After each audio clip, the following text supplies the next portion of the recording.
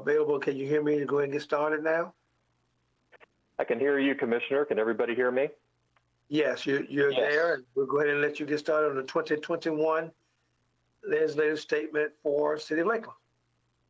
Well, thank you very much. If I may, and I'm sorry to interrupt you there, Shep, just for the commission's benefit, I just want to point out that the workshop this morning is a different process than what we have utilized in the past. In the past, the legislative policy statement would be developed, and then there would be a meeting of the City Commission's Legislative Policy Committee, where they would then recommend approval of that to the commission. In my initial one-on-ones with all of the commission, several of the commission expressed a desire to have more involvement in the development of that initial proposed legislative policy statement. And so that is what we're doing today. This is the opportunity for all of the commission to participate in the development process, but we will still schedule a legislative policy committee meeting to eventually then present what would be the proposal at that time, as we have in the past. So this is a different process, but it is a reaction to the things that I heard expressed from the commission. So with that, I will turn it over to the city's consultant, David Shep, for presentation. Thank you very much, Sean. Good morning, everybody. Sorry for the delays there and the difficulties. Hopefully I wasn't too colorful when y'all could actually hear me. I use Zoom, GoToMeeting, I'm still trying to figure out, so thank you for bearing with me. But happy Friday. It's good to see everybody this morning, commissioners and Mayor Pro Tem. So I do look forward to being able to do these in person, obviously, hopefully in the near future. That way I don't have to keep touching my ears to keep my AirPods in and don't have technical difficulties. But in a few minutes, yes, we will discuss the initial draft items that we have prepared for this coming year's legislative agenda. I would like to thank Emily and all of the department heads for pulling a lot of this information together. What you'll see today, a lot of it isn't new to you. It's issues that we have worked on and dealt with for the last several years. But there are some new items that department heads have heard about during this interim period of time that we're bringing forward as well. So before we dive into that, I would like to take a few moments to kind of set the stage of where we are in both the political process as well as what the time frame looks like going forward and how we are actually going to be able to do our jobs up in Tallahassee during the upcoming legislative session. So following the November election, there are now 51 new members of the state legislature out of the 160 members. We see 41 new House members who are all very new to the process. And then we also have 10 new senators, many of whom moved over from House, so they do have some more experience on the Senate side. We have Senate President Wilton Simpson. He is a resident of Pasco County. However, he was born in Lakeland, so is very familiar with our community and a strong advocate for Polk County and for Lakeland as well. On the House side, House Speaker Chris Sprowls is an attorney from North Pinellas County and has worked very closely with Colleen Burton and other members of our delegation as well. So the Senate has already released their committee assignments. We, as you well know, Kelly Stargell, our local senator, is going to be chairing the Appropriations Committee, which is one of the most powerful positions in the process. Polk County has been blessed in the past to have Senator J.D. Alexander in this seat, as well as Representative Seth McKeel, my business partner. He was the budget chair on the House side before he termed out of the House. Ben Albritton, another one of our delegation members, is the Ag and Natural Resource Appropriations Chairman. So he'll be handling funding for all of the environmental, agricultural projects throughout the state that include water projects and land use and land funding and things of that nature. And then the third member of our delegation from the Senate side is Danny Burgess. He's a former House member who won a special election for Tom Lee's seat. He has a good portion of North Lakeland, and he is going to be chairing the Pandemic Preparedness and Response Committee in the Senate. So obviously he's going to have a wide variety of issues that we'll talk about in a few minutes that will go through his committee. The House leadership team has been announced, and Representative Colleen Burton will be chairing the Health and Human Services Committee. So all healthcare policy will fall under her purview. The rest of the House assignments have not yet been made. We expect those to be released by the end of today. And so then we'll see where the rest of the delegation falls in their committee assignments and hopefully a few more chairmanships as well. Looking back at COVID, obviously the coronavirus hit full force in middle of March, right at the time that the legislative session was ending on March 13th. And the legislature did not go back up to Tallahassee, as you're well aware, until after the election with organizational session. It was a very different organizational session this year. No public access was permitted to the Capitol. So it was literally just the legislators, their one family member going in to be sworn in, and then they left town again. Training has been conducted remotely for all the new legislators that are now in, and the December committee meetings were also canceled. We are still waiting to see what the protocols will look like for access to the Capitol once we begin committee meetings in January. The Senate has been contracting with Tampa General Hospital, and they are putting together their protocols. In addition, the House has got an internal committee working on their protocols, and the governor's office is doing theirs as well. Obviously, our hope is that all these protocols match up and that they have a cohesive way of being allowing people to enter the building and be able to work. It will be very limited access. We have been told that there will be limited access to the Capitol structure. There's the possibility that there will be remote testimony given in committees. We don't know what that looks like at this point in time, but I do know that House IT has been retrofitting all of their committee rooms to be able to allow for a seamless remote testimony process. So we're waiting to find out what that's going to look like. There will likely not be any day on the hills. So Polk County typically has a day on the Hill. Lakeland, we try to support them in their efforts, but we maintain our own as well.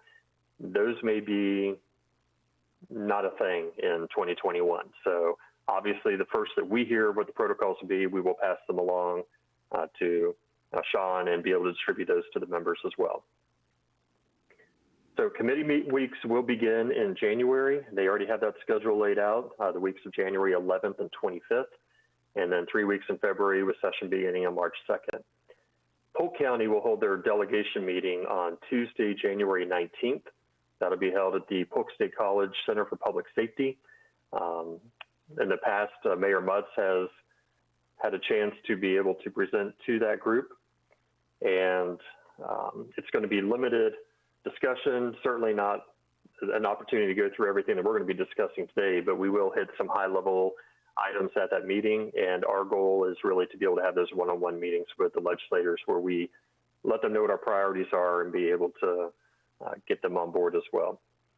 So final thing I just want to mention is relating to the budget. Obviously, as you are well aware, it'll be extremely tight this year. Fiscal 2021 revenues are projected to be at a $3.4 billion amount lower than originally forecast, and reserves during this pandemic have also been reduced from roughly $4 billion to a little less than $1.9 billion. The CARES funding that the state did receive has been helpful in order to be able to cover new expenses that have gone forward, but they are not allowed to use those funds for plugging in budget holes. So even though there's still money remaining, they cannot use that to fill in the gaps. So with that, we can go ahead and move into the legislative statement. I am controlling the screen, which should be entertaining. Please feel free to let me know if I need to slow down or stop. Again, thank you very much to the department heads for your assistance. A lot of what you will see here, you're familiar with, and again, we've added in a few items. I will, since I'm the last thing between you and your weekend, I will try to move through this relatively quickly, but please feel free to stop me with any questions that you may have on particular items. And I believe everybody has a copy of this on their computer as well. So we'll go ahead and go into the first item that we've added, the new one. Obviously don't need to read all this. Everybody is painfully aware of what 2020 has looked like with the coronavirus pandemic. There are a few items that are in here, but others in addition that we can add as well. But a couple of things I think that we need to focus on from a city's perspective and from Lakeland's perspective as well. Obviously, funding is going to be a huge issue. here in Polk County with a population of more than 500,000 people. We did receive CARES funding for the county. That was a direct appropriation from the U.S. Treasury as opposed to going to the state. And I believe the amount that Polk County received was around $125 million. Unfortunately, we did not see that money trickle down to the cities. And so that is, we do have expenses that I believe are outstanding. I've been talking with Mike Brosart quite a bit about this through the past several months and trying to find ways to either free up dollars or be able to look to additional revenue down the road. In the past 24 hours, we've seen where the U.S. Senate is working towards their next batch of funding for CARES relief, and the Senate is looking to remove the state and local aid. Obviously, we would prefer that that not happen. We are going to continue working as we can with our federal partners to be able to try to get some funding available in there for the state and the locals. If that's not in this next batch of funding before the end of the year, we may have to look at after the inauguration when the new administration comes in and other future opportunities. Moving into some policy areas, obviously multiple state of emergency and executive orders have been kind of dominating the landscape for the last 8 months. And there have been some challenges there, primarily with what we're dealing with right now, this virtual meeting. The governor did allow for virtual meetings to take place to be able to lessen the impact of the pandemic. Those orders expired in November. And so what we are looking for and working with the League of Cities on is to be able to find a way to have flexibility to maintain the ability to have virtual meetings when necessary. I know that this is a huge issue down South Florida where the pandemic is growing at troublesome rates, even more so than in our area.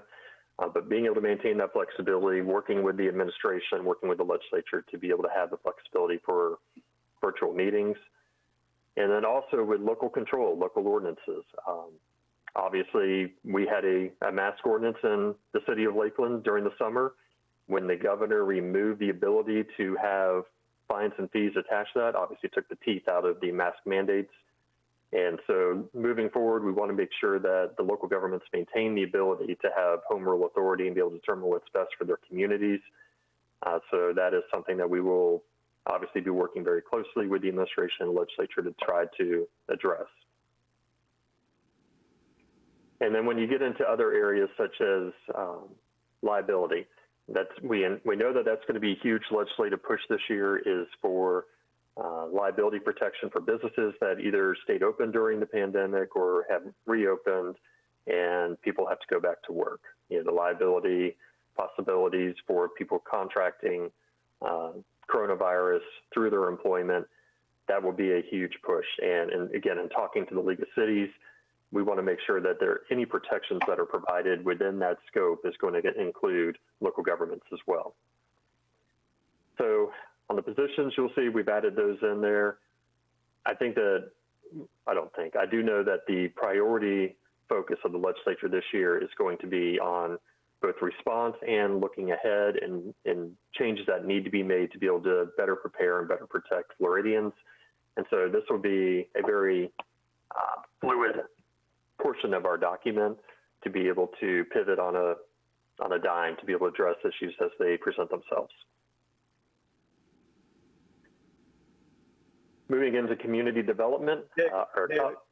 David, before you move forward, I want to make sure that, excuse me, I think we just received some notice that some additional $2.8 million was just been allocated to Polk for CARES. Is that correct? 2.8 million? Yes. Okay, I do not have that information. Let me check into it. Yeah, I just got a blurb just in a meeting this morning. The additional $2.8 million Polk is to receive for CARES. Just want to make sure you knew it.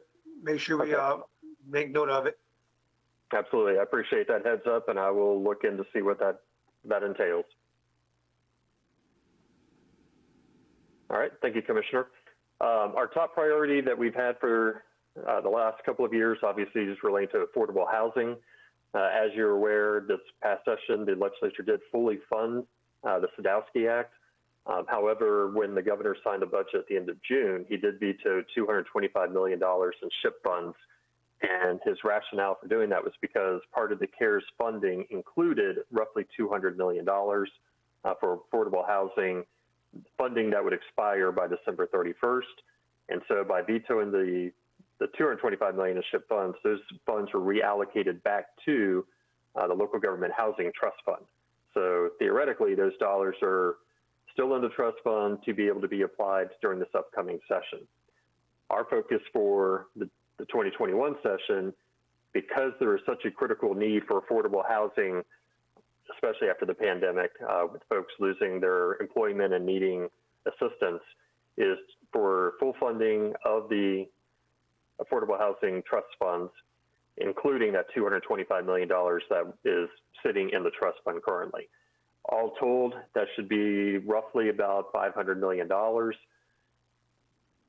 I'm aware political reality is when they are looking at making budget cuts, everything is going to be on the table. So this is going to be a big lift to make sure that those funds are used for that purpose.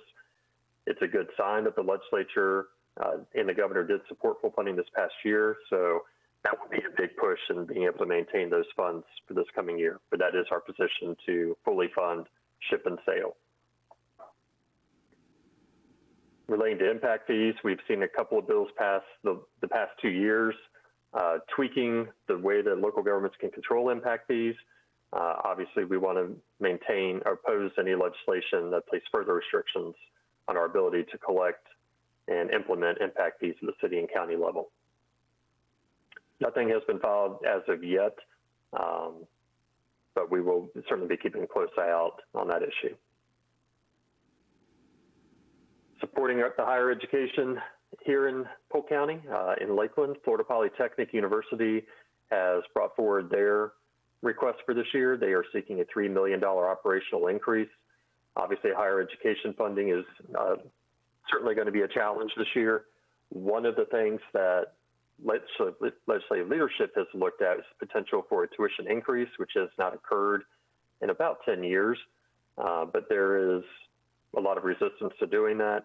So higher education funding in general for operating funds is going to be a challenge as well. One of the items that Florida Poly is certainly pushing for is completion of the Applied Research Center. They need roughly $15 million to complete that building. You see it going up next to the main building on campus, and this will be the opportunity to be able to expand their footprint, but provide space for actual research. And so they do need $15 million to complete that construction. Those would come in PICO funds, and it is a top-rated project amongst the Board of Governors. And so we'll be supporting them in that effort. And Polk State College is also looking for operational funding increase, as well as a $16 million PICO project for their Winter Haven building. But we'll be working closely with Polk State College for their funding as well. Again, they fall into that same category of challenging funds. Moving into the realm of municipal finance, several issues that we deal with each year: communication services tax, local business tax, as well as commercial lease sales tax. These are items that have revenue implications for the local governments. We have seen some efforts in the past to reduce on the communication services tax the amount that the municipalities collect from the CST. Fortunately, that has not gained a lot of traction, specifically in the Senate. And with the funding challenges that the state will have, I don't necessarily see them going after these funds because they recognize that these are funds that really don't impact the state, but impact the local governments and be able to maintain that funding. We also will oppose any efforts to reduce the local business tax. Again, I don't necessarily see these rising to a very high level given the current state of funding at the state level. And the commercial lease sales tax, the same thing. That is a huge cost to be able to reduce the commercial lease sales tax, huge cost to the state of Florida. And with the challenges they have, I'd be surprised if it's something that rises to a high level. Also want to mention the Florida Sports Development Program. In past years, we have seen efforts to not only deal with the large program, which deals with the NBA, MLB, NFL, the major programs throughout the state, but this past 2 years, they've also addressed spring training, which obviously would negatively impact the program that we have in place, the contract we have in place with the Detroit Tigers, and any changes to that program going forward. We have seen a repealer bill that got filed last week, House Bill 6011, which would repeal the sports development program. It currently does not impact spring training. The Senate, thankfully, has not had an appetite for this issue over the last several years, and we will continue to fight it as much as possible as well.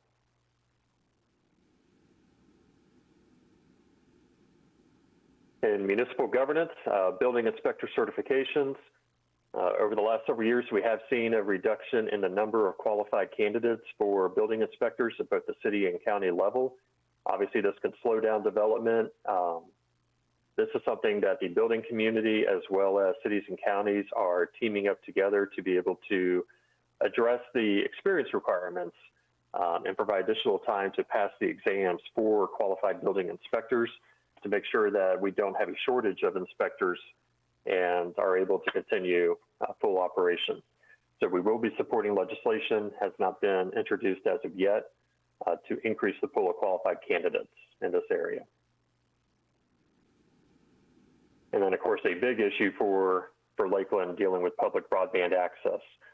We want to oppose any legislation that restrict the authority of municipalities to provide or partner with internet service providers and to be able to provide public broadband to our citizenry. I know that Lakeland is, just in recent weeks, been moving forward on this subject. We have not seen anything filed at this point in time, but other states have curtailed the ability of local governments to be involved.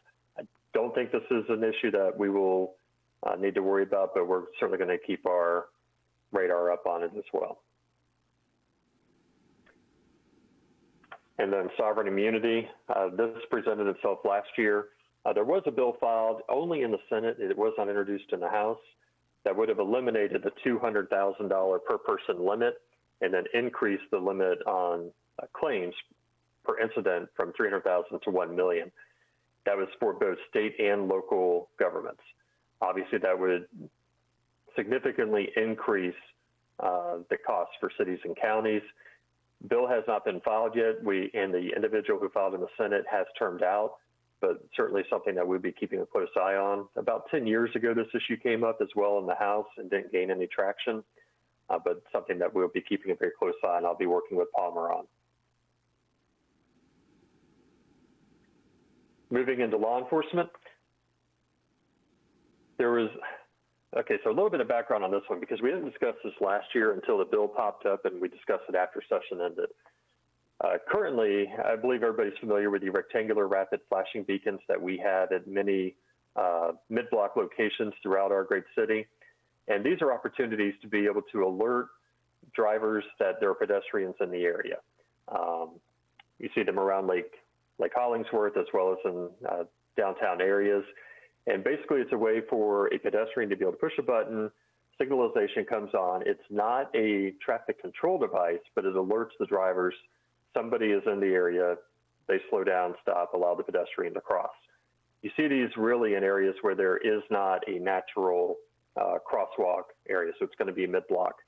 Unfortunately, there was a tragic incident about a year ago over on the East Coast where somebody deployed the device, stepped into the road, and unfortunately was struck and killed. In response to that, there was a legislator in the House who brought forward a bill that would eliminate the RRFB system and essentially require a traffic control device to be put up at a mid-block location.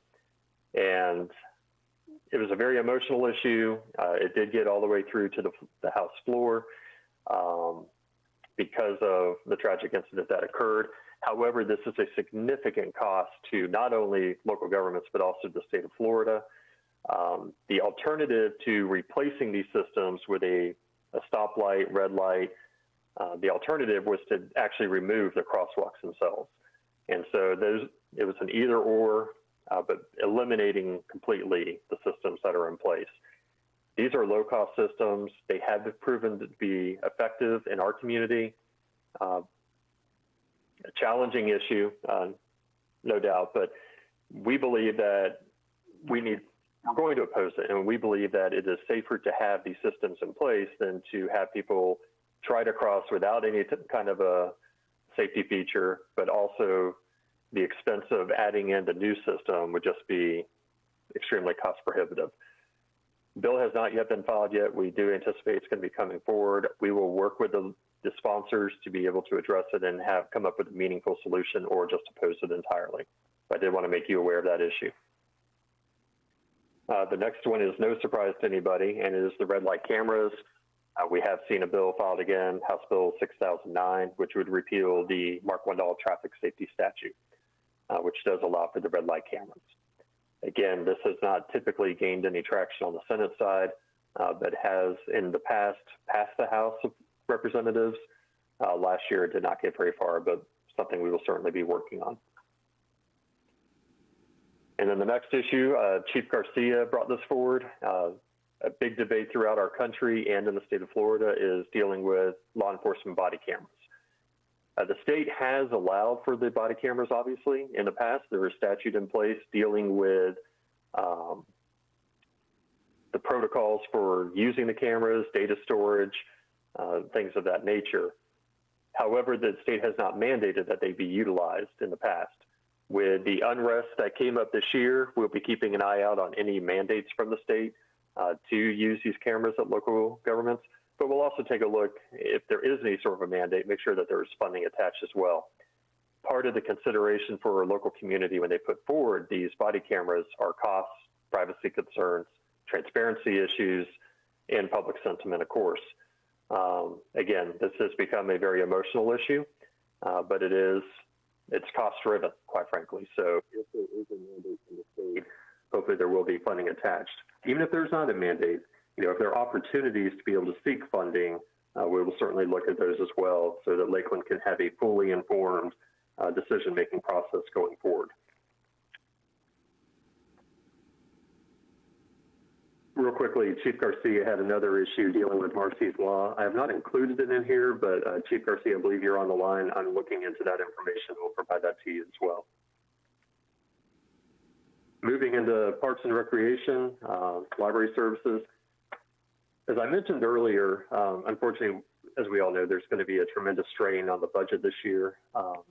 With the cuts that are going to be coming, it's going to be very difficult to get funding for member projects.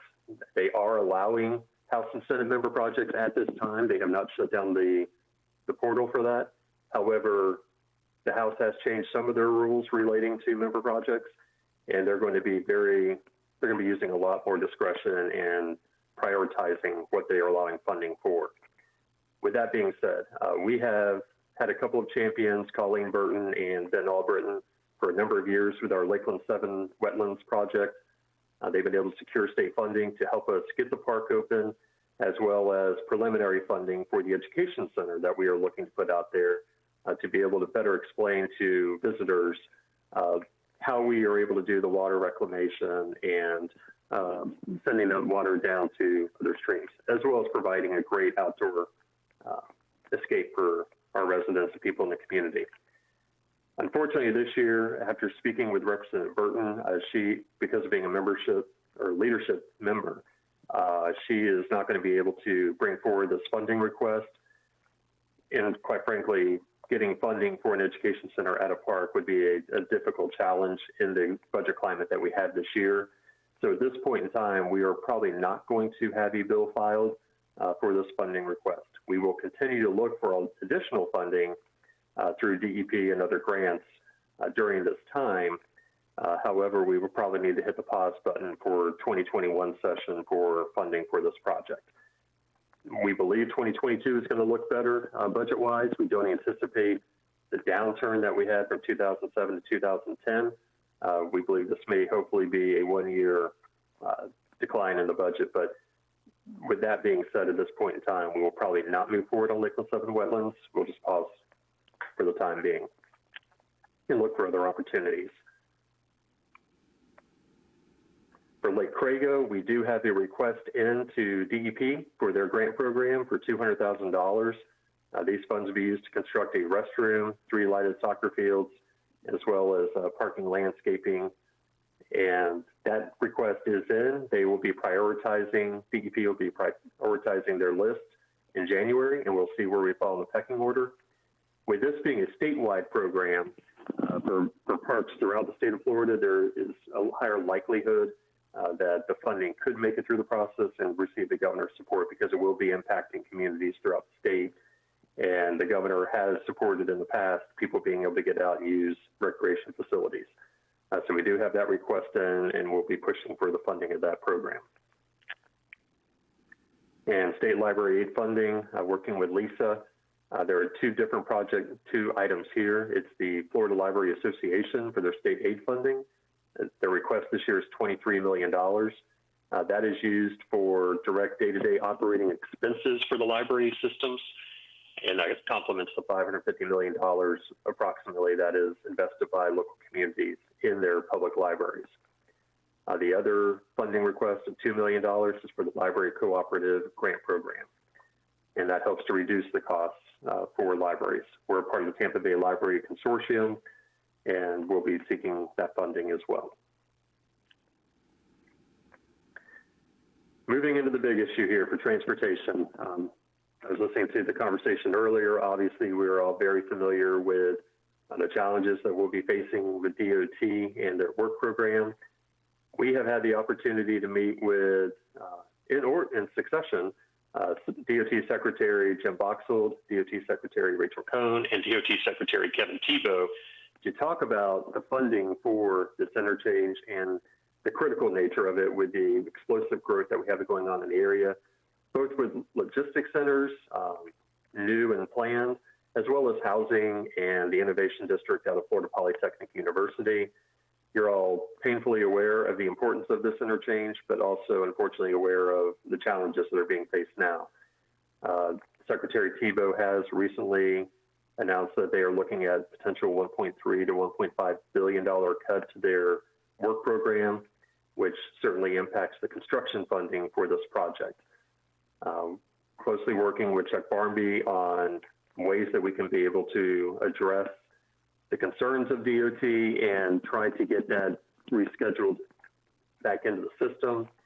I would love to be able to say that we could introduce a member project to be able to get funding for it, but with the cost of the project, that's just not a tenable position. We really need DOT to be able to come in and put the construction funding on the work program. So we'll continue working towards that effort with Senator Stargell as the budget chair. This will be a challenging year, but hopefully during her 2-year tenure in that position, we can utilize her office and her assistance to be able to help get us to the point where we need to be once DOT is able to start moving forward on projects as well. So we understand the critical nature of this. I know it's a frustration that we have not been able to realize the funding at this point in time, but it's something that we are certainly committed to getting a resolution to. The next issue out at the airport for Gene Conrad, this is a follow-up to last year's bill dealing with construction engineering inspections and duplication services. A challenge 2 years ago, real quickly, back in 2019, legislation passed which required a separate construction engineering inspection company, which could very easily be a company that lost a bid to do a job, has to oversee the project, the original design services. That can lead to increased costs, potential delays. We did have an exemption for airports in last year's legislation. Unfortunately, the DOT package failed at the end of session, and so we were not able to get that relief. House Bill 57 was filed recently, and it does include this language again. So it is something that we are working towards to be able to exempt airports from the duplicative requirements that are in statute currently.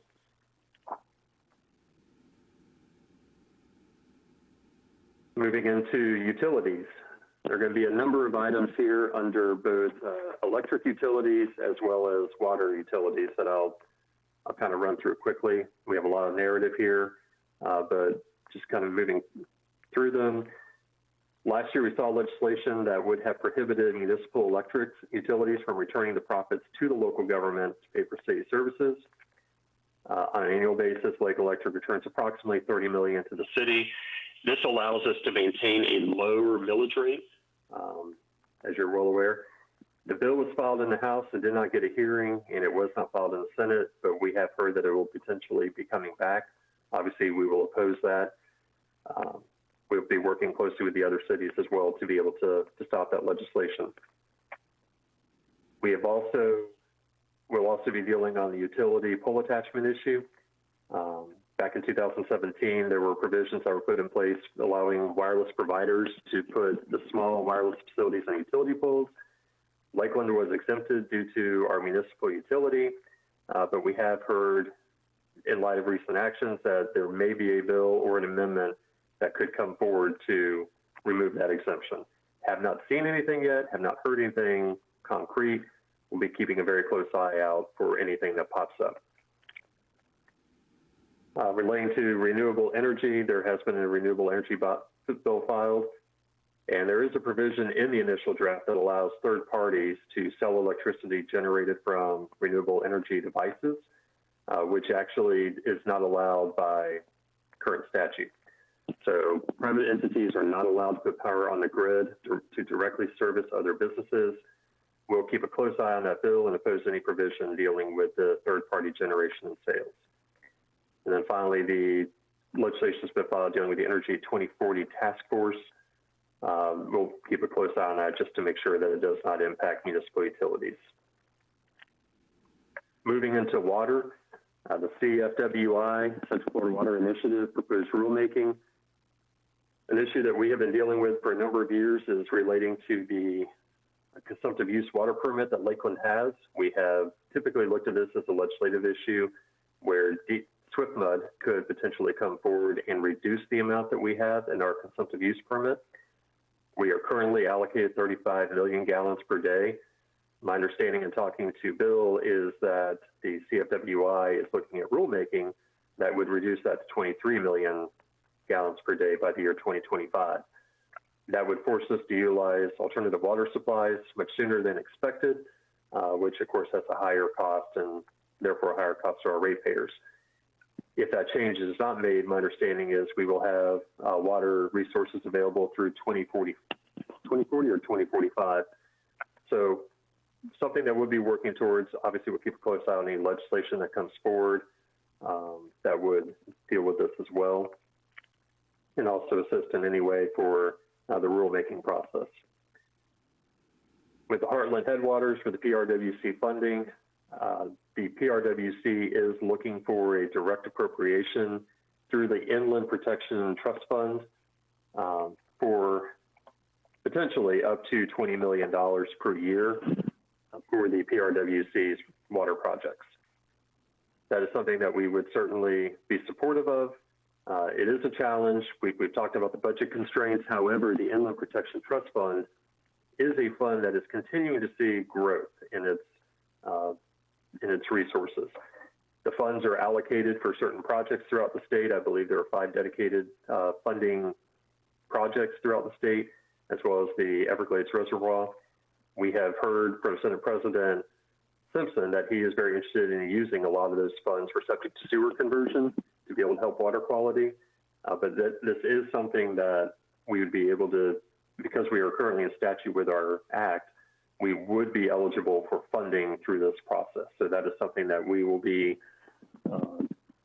I will let you know how that develops and what we need to do in order to push. So I don't have a dollar amount in here at this point in time because that is kind of a moving target at this point, but that will be coming forward. And then finally, we have the League of Cities agenda. Work closely with our partners up there. We're very lucky to have Commissioner Walker ascending into leadership at the League, but they have been a tremendous ally to work with their team. A couple of the items that we have on here, obviously they're fully supportive of full funding for affordable housing and water resources. Sales tax fairness is actually something that is going to be top on their agenda. And the e-fairness They are supporting the efforts of the business community in the state to be able to make sure that the tax is collected on online sales. It would not be a new tax, which we know the legislature is very adverse to addressing, but it's an existing tax, but having full collection for online sales would have funds that would trickle down to the local governments as well. So that's actually going to be a top priority for the League of Cities. But also in issues dealing with cybersecurity, transportation funding, of course, vacation rentals, short-term rentals, and annexation issues. So we support the League in those efforts. And then there are also some federal items that are not included in this document at this time, but I'll be working with our Risk Management Office on some Family Medical Leave Act changes that are being made at the federal level and how those will address leave for employees that test positive. Those are set to expire December 31st, and we anticipate that they'll be extended, but still some work to be done there. I'm going to take a breath here for a moment. Those are some of the issues that we'll be monitoring. Obviously, issues pop up during session that we have to address quickly, and we'll be doing that as well. But I will take a breath here and allow for any questions and any issues that you as commissioners have heard on your radar that we don't have in here currently that we need to add as well. Okay. Excuse me. Are there any questions from my colleagues for Mr. Shep? Because I have a couple of things I want to ask Mr. Shep myself, but colleagues, do you have any particular questions or right? I see a hand, Commissioner McCauley. Mine's just a quick question. Hey, Dave, and I'm sorry I don't know the answer to this, but thanks for being here. Do you represent the county too, or do they have a different team that represents them? We do not represent Polk County. So they have a couple of different teams, actually. They have Frank Bernardino, who handles their water policy, and I believe he's expanded into other areas as well with the county. And then they have another firm from Tallahassee that they've brought on board. But no, we do not represent the county. We weren't interested in having those kinds of conflicts.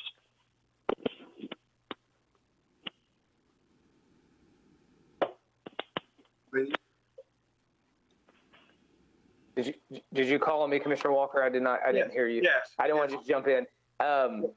Chef, thanks for being here today. And you kind of alluded to this without there being Hill days. What would a potential strategy for us look like in terms of getting in front of the delegation? And not that that's instrumental in getting legislation passed, but I do feel like those are good opportunities to keep things on their radar. And so you may not know yet. I'm just curious how that might look, if what you're thinking at this point. Thank you very much for that, Commissioner. And you're correct. I started down that path and I didn't quite finish my thoughts there. One-on-one really is the key. Delegation meeting, as you know, is more of a formality. That's just an opportunity for everybody to come in and get 3 minutes. Our legislators have been very receptive to Zoom meetings. Obviously, I've had a couple of conversations. I hope you can hear me better. Sorry, I lost some earbuds. They have been very receptive to Zoom meetings, and some of them are doing in-person meetings. I've had a couple of meetings with Senator Stargel that she coordinates via Zoom, which allows for more of the commissioners to be involved. But that gives a greater opportunity to be able to go through some of these issues in greater depth than obviously 3 minutes would allow. In addition to that, our plan is to be in Tallahassee. Our team at the Southern Group, we will be up there, whether we're allowed in the building or we have to meet with them on the street. We're committed to being business as usual from our end. But what I would recommend is we can certainly schedule some time with them to be able to set up a meeting, to be able to, maybe not all of them at the same time, but individually set meetings with our delegation members in the interim. And happy to coordinate those as well, too. Okay. Yeah, I think that would be great. Thank you. Yes, sir. I would agree to Commissioner McLeod that as we move forward, seeing how we have to be creative in making time to be able to be in front of our delegation or talk to them and share with them about our particular issues, how best we can do it. I'm sure, like many of you, I just pick up the phone and call them and talk to them that way myself when it comes to issues pertaining to, of course, our city here in Lakeland, or even the state when it comes to FLC kind of situations. David, excuse me, Mr. Shep, when we go back to Exit 38, questions come up in my mind about, does the MCORS program affect our ability to fund Exit 38 at all? So obviously it is outside of the area of the MCORS. I know that a question has arisen about being able to divert funding from the MCORS projects to potentially to the interchange. I would think that that's on the table. I don't see the legislature having the appetite to move forward, obviously, with the MCORS at this time in this upcoming year. I know that the reports have been done for all three and have been submitted with the budget constraints, and this is simply Dave Shep making a guess. This is not based on anything that I've heard from DOT or legislators, but I would anticipate that they will not have a likely chance of funding those projects at this point in time. There's still a lot of concern over the projects themselves, but the high dollar amount as well. So that could potentially free up some funds, but DOT could very easily suck that money into other areas as well. I know that there are some also, I apologize, I'm learning how to talk. There are some other provisions in that legislation dealing with SCOP and SCRAP projects, which are for smaller counties for smaller projects. And so that funding may stay in place. But again, I don't see them dedicating a lot of funds for the development of these projects at this time. That could provide some relief. We may be able to make a case for funding, but I think that we'll be in the queue with everybody else trying to get those funds from DOT. So to answer your question, I don't see a lot of money going to MCORS, but I don't know if that's going to help us with Exit 38. It's certainly something we can explore. Yes, thank you. It was a question asked. I want to see how, again, it's thinking outside the box, being creative, and certainly, excuse me, it's about state priorities. I understand that. Regarding the $2.8 million I shared with you that I just learned about that Polk received here, basically, as I did some more reading on what I got just during the course of our earlier meeting with the gender study, it was the money is to be used to keep residents in their homes and help out with rents and mortgages, that kind of thing. That's what I just received additional information about. So you would know that additional $2.8 million that Polk County has received here from CARES. Okay, for rental assistance? Right, yeah, rental, mortgages, keeping residents in their homes is what they're making sure they can utilize the funding for. And I know the governor had been allocating some funds to that effort over the last several months. So I guess these were some of the additional funds that were still remaining. And of course, on the CARES funding, we're down to the last 2 weeks of those funds being able to be utilized by the state of Florida. So otherwise, they get returned to the Treasury. So we'll probably see more of that type of allocation here in the next couple of days. Okay, any more questions for my colleagues for Mr. Shep? Well, seeing no hands raised, I will believe we're done with this committee meeting. Mr. Sherrouse, anything that you need to share with us before we close out? No, Commissioner, but as we continue to develop what will come back to the Legislative Policy Committee as a proposed legislative policy statement throughout the process of the development, should the commissioners, have any other issues they would like to be included or explored, just please bring those to my attention, and I will work along with Emily with Shep for inclusion. And I appreciate the opportunity to make a change to our process here that I think will be healthy and well received by the commission. Well, thank you, sir, and I'm sure my colleagues will do just that. Whatever they need to bring to your attention, or make sure we add to what's represented by Mr. Shep thus far. Thank you, David, for sharing with us today. And unless there's any other things that need to come up before us, as this committee, we'll call this particular committee adjourned. Merry Christmas, Mr. Shaw. Yeah, Merry Christmas. Merry Christmas, Commissioner Walker, since we won't see you on Monday. All right, that's right. Yeah. Thank you very much. We'll see you in the new year. Okay, but we still have how many applications to go through?